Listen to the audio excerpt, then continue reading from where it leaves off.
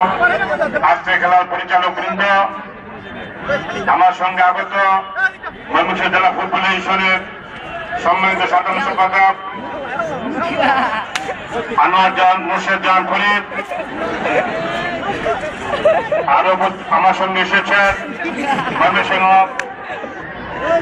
দীর্ঘদিন পুরাতন একটি ক্লাব আহলে ক্লাবের সহ সভাপতি মাহমুদ হোসেন প্রিন্স, মুস্তফা মাহমুদ,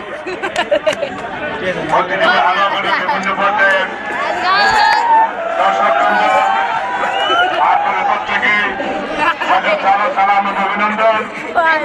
আপনার সকলে আছে হালুয়াঘাটের 12 ইউনিয়নের সমন্বয়ে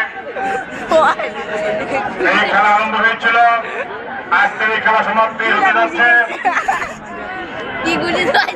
আজকে আমি অভিভূত।